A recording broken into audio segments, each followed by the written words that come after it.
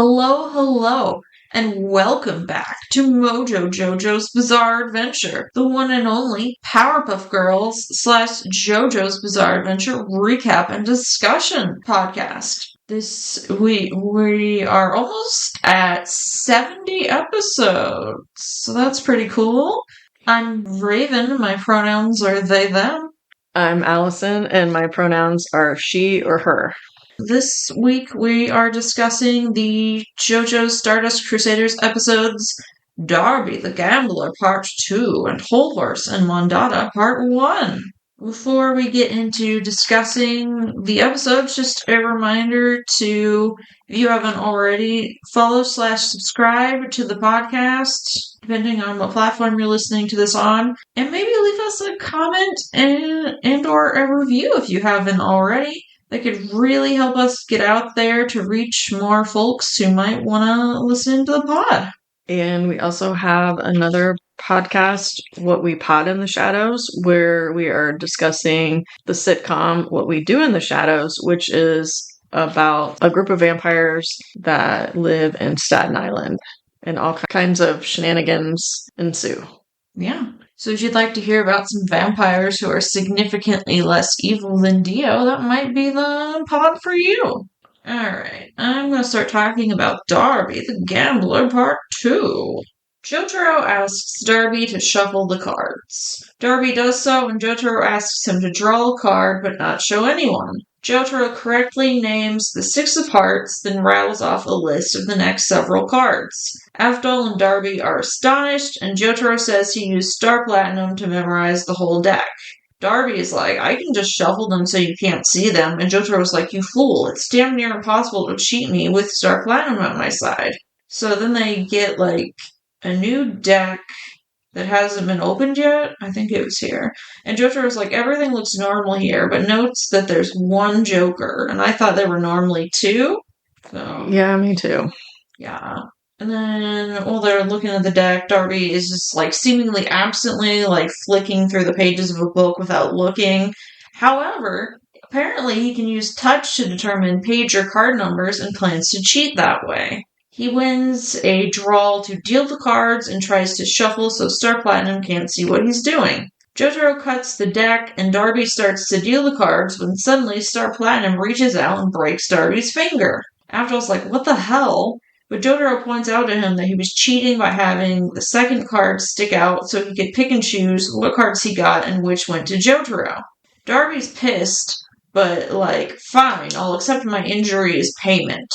They want to get someone else to deal the cards, and so they see this little boy on a little hill, and they go get him. Darby's like, I'm not doing this out of love for Dio, but for love of gambling, and vows to use his concentration to crush Jotaro. He then has his stand Osiris cut the poker chips into 6, the soul poker chips, and says each one represents a 6th of Polnareff and Joseph's souls.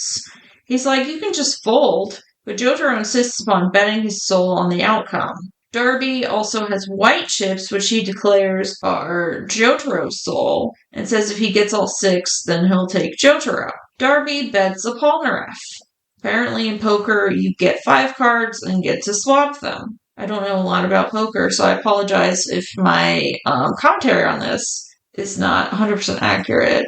So, you look at your cards and you can, I'm not sure how many you can swap out. I don't know if you can swap out all 5, but if, let's say you had 3 cards that you wanted to keep, you can put down 2 and then you get to draw 2 new ones in the hopes that you get better cards. And I don't know if you can do that at each turn. Yeah. I guess I'm not helping explain it any better, but. Yeah, it's just not a card game I've personally played before, so I don't really know the rules. Granted, I usually seem to only be able to remember the rules to, War and Go Fish. Every time I play Rummy, someone has to teach me the rules again. I mean, you probably just don't play it often enough to, retain it. Yeah. I think the hands that you can have, maybe not. Because there's, the Royal Flush and all that stuff, and I don't know that you can do that in Rummy, but. Yeah, I don't know. Anyway.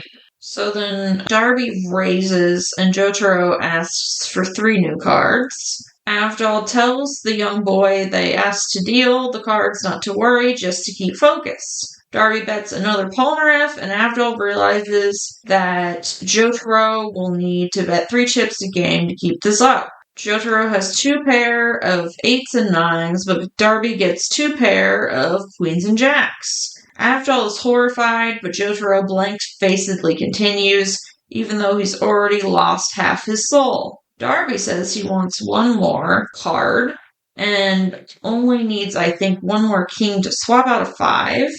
I might have misremembered that. There's definitely kings and 5s. Jotaro doesn't want to check his cards. He simply bets the rest of his soul on the outcome, and everyone at the table is like, what? Jotaro insists he'll play the cards, and Darby is pissed because Jotaro won't look at his cards. Jotaro asks Avdol for a favor, to which Avdol says of course, and then Jotaro bets Avdol's soul too. Avdol says he doesn't have much of a poker face, so Darby would be able to read him like a book. He's like, I believe in Jotaro and his skills wholeheartedly. And then, internally, the little boy who's supposed to be a neutral party is like, wah, Darby only needs 1 more card to win. They'll never guess I'm in cahoots with him. So then Darby gets another good card because he's cheating and bets more chips. And Avdol's like, that's not fair. Jotaro's out of chips. So Darby's like, he can sign a contract to give me Kakuin's soul even though he's not here and he's just still in the hospital. Avdol is disgusted, and Darby hopes to get Jotaro to drop his resting bitch face, and then Jotaro's finally like, alright, I bet Kakuin's soul too. Avdol's like, that's so uncouth to bet Kakuin's soul without asking him, and Jotaro's like, yeah, it is kinda selfish. Jotaro then uses Star Platinum to grab and light a cigarette for him, which he denies, even though Darby is insistent that he saw it happen. Darby is upset because he thinks Jotaro must have switched his own cards to, get a better hand. He and the kid are freaking out now, but Darby thinks there's no way he could have swapped the whole hand because he doubts Star Platinum would be, quick enough. So then Jotaro, gets Star Platinum to get him this, blue fruity drink to psych out Darby even more. Darby tries to jump the gun and make the bet over with. But then Jotaro's like, wait a sec, I want to bet my mom's soul too. And he's like, well, if all the rest of us get got, my mom's not going to make it anyways, so... And then Jotaro says to up the ante, Darby needs to give them the secret of Dio's stand. Darby freaks out, starts hyperventilating and squashing his cards in his grasp. Jotaro's like, well, what's your answer? And Darby McFrickin' loses it and almost calls, but can't get the words out and starts coughing and choking, and his hair turns white in front of their eyes, such is his sheer terror. He faints, knocks over the table, then all the souls of everyone he's ever defeated go back to their bodies. Jotaro says Darby lost his mind because he knew that he'd already lost, and that's why the souls were released. They see that Darby has 4 kings, and Avdol asks what kind of an incredible hand Jotaro must have had to be so confident to bet their souls, and flips over Jotaro's cards to reveal he had an absolutely shit hand. Jotaro says he's glad he didn't look at his cards or he'd have been quaking in his school uniform. Avdol is pretty appalled by this. Understandably so.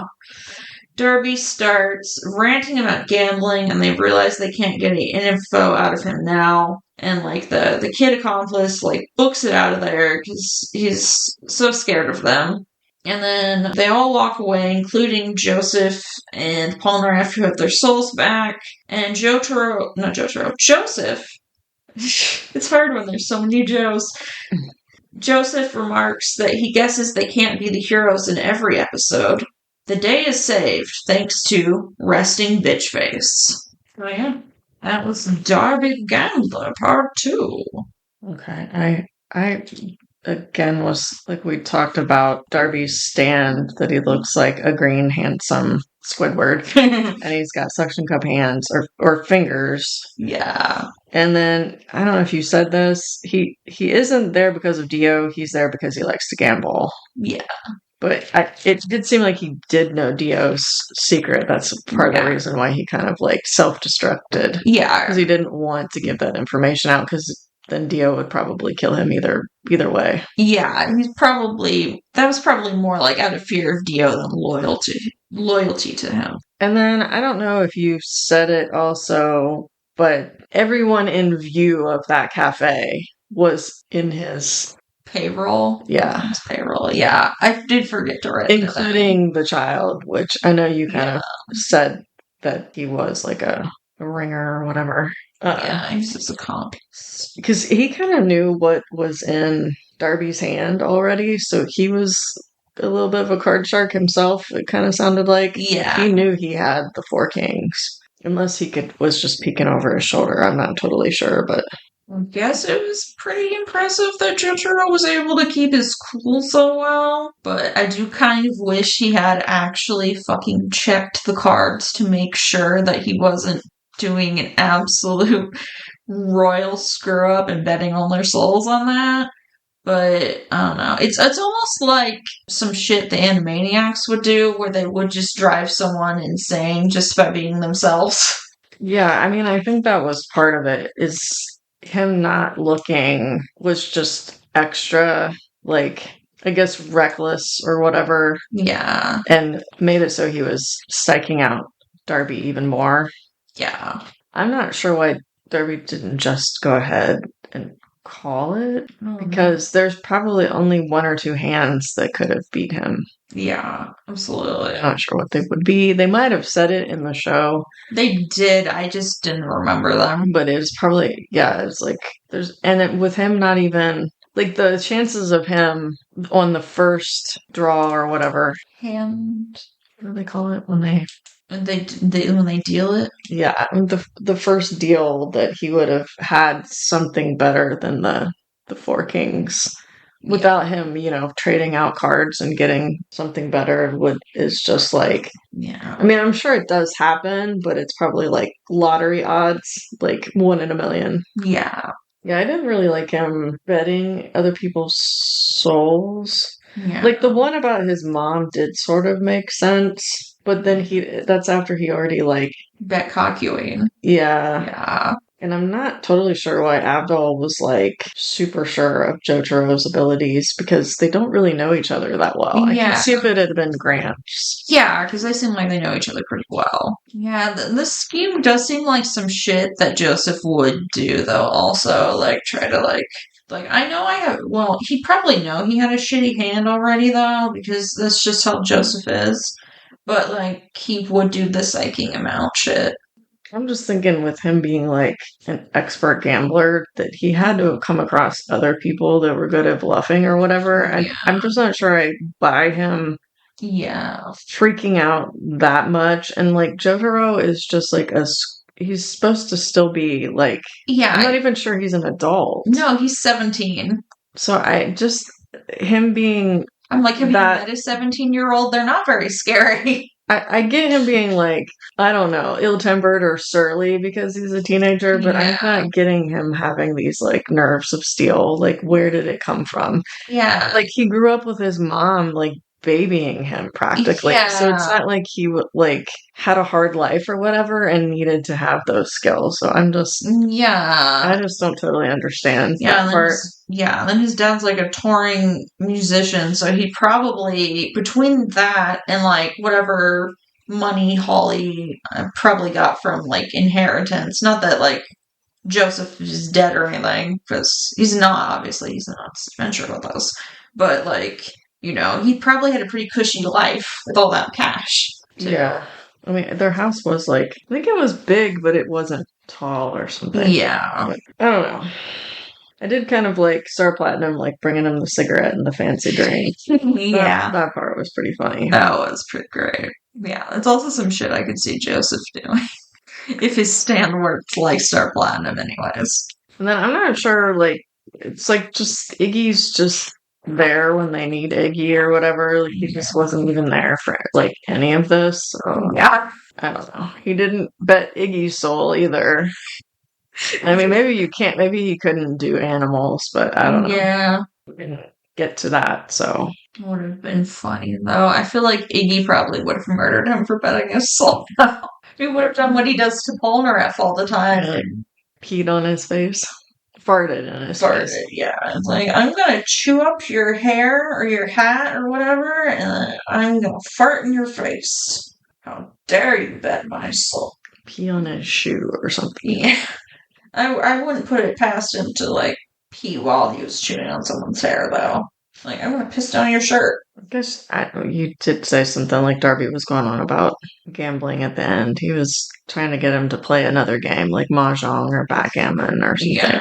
And he's like, I don't even have any dice. But we can still do this, guys. And then it just said he was retired, but... Yeah. Okay, this is Hol Horse and Mondatta Part 1. Hol Horse walks into a darkened building and finds dead, half-naked ladies among a ton of gold treasure. Dio appears up on a bookcase and floats down. Hol Horse is unnerved. Dio asks what he wants. Hol Horse tells him Mariah and Alessi have been neutralized. Dio seems unfazed. Hol Horse says the Joestar group will arrive in Cairo soon, and only 3 of the 9 Egyptian gods remain.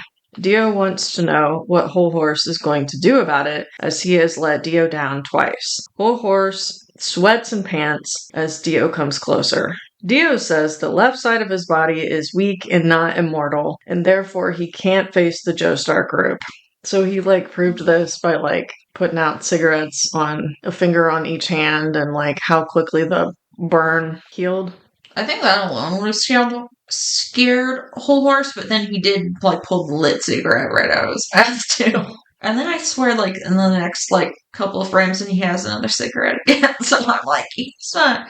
I know he's quaking in his boots, but, he mustn't be quaking so much that he can't, grab another one. Let's Dio give it back to him. I'm just not sure why Dio is saying he can't face them. Because, they're not immortal. Yeah. I don't even think they have healing abilities, so... Yeah, I don't think, they can maybe use, Haman, but, Joseph, barely ever uses that anymore. It seems like an excuse, and he's just, letting all these people die or be so defeated that they're, basket cases. Yeah. Instead of, even him getting, a paper cut. Yeah. God, he's so full of himself, that Dio. Hol Horse contemplates killing Dio while his back is turned because he is not loyal to Dio, and it would all end with Dio's death. But Dio somehow gets behind Hol Horse, and Hol Horse wonders if that is the power of his stand to the world. I'm not sure I totally got that. I don't know if he was if he could dematerialize and then rematerialize. I didn't quite understand what it was supposed to be, but something along those lines. Yeah. I'm not going to explain it because it's kind of what his stand does is a pretty big spoiler. So. Okay. Hol Horse realizes Dio has him beat, and he finally pledges his loyalty. Hol Horse flies to Cairo with a big suitcase and takes a taxi to a hotel. He opens the suitcase to reveal a tied and gagged Mondatta with his book of premonitions. Yeah. And then, before he gets the cab, there's these, rowdy dudes who are no, this is my cab, actually, even though you got here first. And then he shoots the guy's ear off, which, if he couldn't see his stand, the Emperor, that must have been insane. Holy shit, what happened to my ear? Oh, yeah. I just didn't, mention it, because, I didn't think it really had anything to do with the story, but I was that's pretty gnarly to just do to somebody who wants to take your cab. Yeah, that too. He unties him, and Mondatta does a big barf. Mondatta is super scared, and Hol Horse looks over his comic and asks if he's a fraud. But then new pictures appear as he's holding it. It shows Hol Horse and Mondatta meeting a beautiful lady. Hol Horse kicks the lady in the neck. The lady is happy about the kick and gives Hol Horse a big jewel. Hol Horse is furious because he thinks the story is a load of crap. Along come a man and a woman. Hol Horse says he would never hit any lady. After the man and woman pass, Hol Horse says the prediction didn't come true. But then Hol Horse sprints up to the woman and kicks her in the back. A scorpion had been on her shawl. The man says it was super poisonous, and the woman gratefully gives her necklace in thanks. Hol Horse says he and Mondatta will be an unstoppable duo. The Joestar group asks a roofer about the building they are looking for. and he doesn't recognize it, but suggests they go south as the buildings get older in that direction. Because he thought it was like, I forget what year he thought the building was from. I didn't note that down either, so I'm not sure. Maybe 100 years old or 80 years old, something like that. Joseph calls Japan, and Holly will survive for only 3 or 4 more days. Hol Horse is nearby with a still terrified Mondatta. So he's like hiding under like a wooden crate. Mondatta. Yeah. He says the Joestar group is very close to Dio's mansion. So I'm not sure how it's like being hidden in plain sight, unless maybe it had renovations and somehow Joseph is just showing what the building used to look like. I don't really understand. Yeah. I don't remember how they ultimately find the building either, so. Mondatta's new predictions show Hol Horse putting his fingers up Polnareff's nose. Polnareff goes off on his own and puts a saber to Hol Horse's neck. He tries to use his gun stand, and Polnareff hits him in the back. He pulls his arm behind his back. Polnareff noticed he had been following them and assumes Hol Horse has a sidekick, because he usually does. Polnareff spots Mondatta's hand sticking out of the box he's hiding under, while Avdol calls for Polnareff. Hol Horse puts his fingers up Polnareff's nose, but he doesn't know what to do next as the Joestar group comes closer, because that's kind of as far as that comic got to. So Mondatta had said that the reason why his brother had been defeated was because he got scared and then disguised himself as Jotaro instead of following the comic. Yeah. So he keeps telling Polnareff that not Polnareff. He keeps telling Hol Horse he has to follow what the comic says or he will be defeated. But now he's like frozen because he hasn't seen the next part. Yeah, or at least he doesn't see how like that in doing that helps defeat them, because there's like a part where it's like everyone bled so much they all passed out. Yeah. So he just gives them somehow just like some nuclear nosebleeds. All I can think of is like maybe like some sort of those like an explosion where it kind of pops people's ears. I could see that making people's nosebleeds possibly. But yeah. Some sort of I can see that messing with all your sinuses. But I don't know, because it's not like they're all connected. Like if whatever happens to Polnareff happens to all of them. So yeah. I'm not sure. Yeah. No, I could see if it was going to get Polnareff and his stand, sure, but yeah, I don't remember what occurs there either. This is about as far as I remember. I mean, I can see Hol Horse, like these storylines are kind of preposterous in him not believing in these little storylines. Yeah. And I mean, Mondatta the whole time is just like super terrified. Yeah, I felt bad for the little guy. He's just clicking in his boots. He just wants to go home to his brother. Yeah. He kept trying to convince him that, we're going to avenge your brother and all this stuff. But yeah, give a whole big speech. I mean, it's not like the Joestar group came after them. No. So, I mean, they kind of, well, actually, it's not even really like they defended themselves from them two. It's that it was sheer dumb luck, because, like, Polnareff was just such a goober. They did it to themselves. Yeah. So it's I don't really see there being a revenge, other than you're just pissed at him because of how it turned out. But yeah, Polnareff survived because of his ADHD. So at the end, there was kind of like this comic musical number with Mondatta and Hol Horse, like in that drawing style that's in the comics, like a little bit of a different ending. Yeah.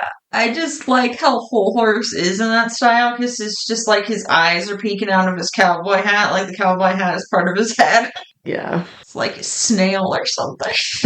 Yeah. Yeah. And then Hol Horse also had to, like, when they were talking about kicking Lady, he had to go off on, like, this big speech about how much he respects women, even though he's totally a womanizer. He's like, I like the beautiful ones and the plain ones and even the ugly ones. I'd never hit a woman, no matter how much she paid me. Yeah. I mean, the whole thing with the scorpion, if it was on her shawl, I think he could have just been like, yo, there's something on you, and like grabbed it off of her. I mean, it probably did have to do with like being quick, but yeah, I'm thinking kicking it into her could have caused it to sting. Yeah. Just kind of seemed like Yeah, more like, yoink. Not a great plan. Yeah, like maybe if he just like grabbed her shawl or something, I could see. Yeah, I think that's what should have happened. Yeah, that's why he's like, what the hell? I'm not kicking someone in the neck, especially not a woman. Yeah. So when we talk about the next couple episodes, we will be discussing the episodes Hol Horse and Mondatta Part 2 and The Guardian of Hell Pet Shop Part 1. I guess I was going to comment on, just thinking back with Hol Horse, like, why did he even come back? I don't know. Because Dio just seems like he's just, I guess it's some sort of like decrepit mansion situation. Yeah, he could have fucked off to the middle of nowhere. He's not leaving there. So yeah, I mean, maybe eventually Dio would have tried to come after him. Yeah. But for now, he's holed up in that place. I don't understand why he came back. So it just seems kind of dumb. Yeah. I mean, Hol Horse doesn't seem like super evil like some of these people are. Yeah. Like Alessi was pretty super creepy. Horse is just kind of like a mercenary type, and he's just kind of a dick. Yeah, I mean, the womanizing thing's not great either. No. I don't think he's like a rapist or like a murderer necessarily. Well, maybe he is a murderer. Well, I don't know. He's probably a murderer and a liar. But I just don't. And I mean, Mondatta was just dragged in basically kicking and screaming. Yeah. He's like 10 or something. So I'm just not sure, like, I necessarily want to see something super awful happen to these two, but then if they don't neutralize them, they're just going to keep bringing them back. Yeah. Again, I feel like the kid could be used wisely from afar, unless he has to be super close up. I don't know. They keep bringing him right into the action, and I think that's part of why. I would think he could just be at Dio's side or something and be useful. But yeah, they could have him like mic'd up and he'd be like just kind of like the guy in the chair and be like, okay, Hol Horse, I need you to kick this lady in the neck for me. Yeah, now put your fingers at Polnareff's nose. Up his booger infested nose. Yeah. I don't know. The strategy is not great, and I feel like maybe these people could have been a little bit more prepared. A lot of them are super cocky, and that's their downfall, and they're just getting knocked out. Sometimes even just the Joestar group didn't even realize they were in danger. Yeah. And so these aren't the greatest. They're not masterminds. Mm-mm. And we are coming down to the end, so... Yeah. Okay, that's all I have to say about that. It just thought about that Hol Horse. I'm like, he doesn't even have to be there. Yeah. Yeah, I'm also not sure, like, Stand is just gun, so I'm like, I think Dio maybe wants him to get his ass kicked again. Because he's already failed him twice. Yeah, I think he is annoyed with him. Yeah. I'm not sure whose idea it was for him to drag Mondatta with him, but it should have kind of... I can see it also being Dio's idea, because he goes after, like, everyone. He doesn't care if it's a kid or a dog. Well, but they kind of thought that maybe the two of them may not work well together. Yeah. Or, like, maybe they should have spent the afternoon together and, like, here's what happened, and this is what my comic book does, and, like... we're working together, and here's my stand, and... Yeah. Like, kidnapping the kid is, and putting him in a suitcase for who knows how long was probably not the best move to, like, have, like, great cooperation together. They need to unionize against Dio. These are bad working conditions. Do you even get a dental plan? Probably not. Dio's like, well, eventually I'll give you, like, 10 million bucks, and they're just like, sold. Like, no, you guys. They might need the money. A terrible boss. They might need the money to reconstruct their bodies. Yeah, probably. Especially if they get beat up by Jotaro. Goddamn. He's just gonna like, pummel all their bones to dust. It was like the Powerpuff Girls, where they knocked out all the teeth and then had to return the money from the Tooth Fairy. Yeah, that's why I was saying at one point, I think Buttercup would just have a punch stand like Jotaro. Punch goes. I guess so, yeah. So yeah, we're ending the episode here. I think I already said what episodes we're talking about next. Thank you all so much for listening to the pod. And if you haven't already, it would be super cool of you to follow/subscribe to the show or leave us a comment or a review. We might even read your review on the show. Push all those buttons for us, and don't forget to check out What We Pod in the Shadows. Yeah. So until next time, I'll be the roundabout. Goodbye. Goodbye.